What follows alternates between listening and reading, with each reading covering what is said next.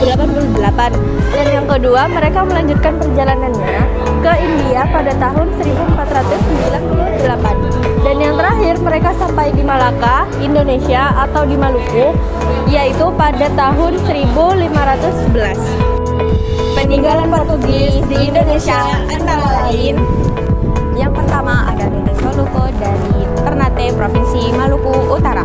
Yang kedua ada Benteng Kalamata dari Ternate, Provinsi Maluku Utara. Yang ketiga ada Gereja Tugu dari Provinsi Jakarta Utara. Yang keempat ada Benteng Oranje di Ternate, Maluku Utara. Dan yang kelima ada Penjara Kemah Tua di Minahasa Utara, Sulawesi Utara. Dampak negatif penjajahan Portugis. Yang pertama, eksploitasi ekonomi atau monopoli rempah-rempah. Yang kedua, penindasan agama dan budaya.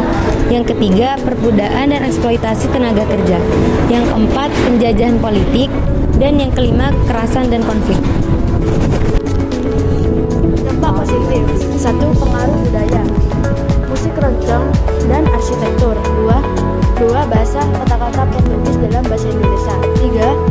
Agama Katolik, komunitas Katolik di Maluku dan Flores. 4. Teknologi dan infrastruktur, benteng dan gereja. Tokoh pelayaran Portugis yang terkenal diantaranya: 1. Bertolomeu Dias, penjajah pertama yang mencapai Tanjung Harapan di Afrika Selatan pada tahun 1486 yang membuka jalur laut ke Asia. Yang kedua adalah Vasco da Gama. Dia adalah orang yang memimpin di pelayaran di India pada tahun 1498 serta mendirikan pos perdagangan dan membuka jalur perdagangan antara Eropa dan India. 3. Alfonso de Albuquerque berhasil menduduki kota Malaka pada tahun 1511 meskipun secara ekonomi gagal karena banyak pedagang di kota Malaka meninggalkan kota Malaka. Yang keempat ada Pedro Alvarez Cabral. Ia melakukan penjelajahan samudera melalui jalur barat dan berhasil menanamkan kekuasaan Portugis di Amerika Selatan pada tahun 1500. Yang kelima ada Francisco de Almeida.